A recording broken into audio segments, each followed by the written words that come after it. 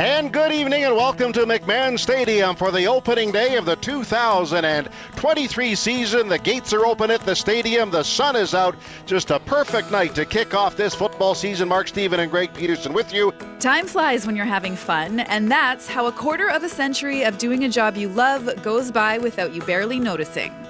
I thought I'd do it in 1 or 2 years, but a year went on and they said, "You like to come back?" A year went on and all of a sudden now it's been 25 years. Greg Peterson and Mark Stephen just kicked off their 25th season of broadcasting games together on the radio for the Calgary Stampeders.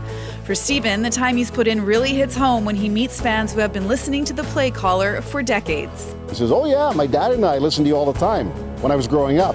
I said, "First of all, you aren't growing up. Second of all, I guess I have done it a long time, that when you were 4 or 5, I would have been doing it." So it kind of hit me different that way, that we had been doing it a long time. Stephen and Peterson hold the honor of being the longest-serving broadcast team in CFL history. They credit preparation and commitment to their craft for lasting so long in the booth. I mean, don't forget, this is my job. This is one of about 6 Greg has, so don't lose sight of that. So he is very busy, but he still dives in with a really great work ethic and, desire to be good, stay good, and continue to be good. Mark prepares, I think, more than any other color or person out there that I see, and I think a lot of it is just our preparation. We really put a lot of time in before the games, 10, 15, 20 hours to prepare for the game so that we can put on really have our listeners learn something and enjoy our broadcasts. On top of reaching this milestone year, Stephen and Peterson were recently inducted into the Alberta Sports Hall of Fame, the former in the media category and the latter as a builder. The voice of the Stampeders, who has also called Grey Cups, junior hockey, lacrosse, and baseball, beams with pride when he speaks of the accolade.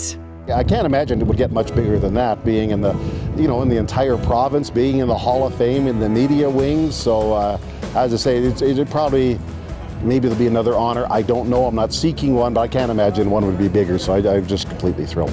And for Peterson, after playing in the CFL for 9 years and coaching for 30, he entered the Hall thanks in large part to his contributions toward the development of the Shouldice Athletic Park.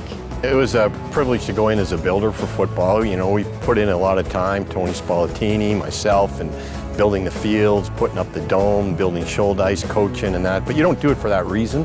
But it's very nice to be honored. And for Mark and I, different categories to go in together was really kind of a special treat.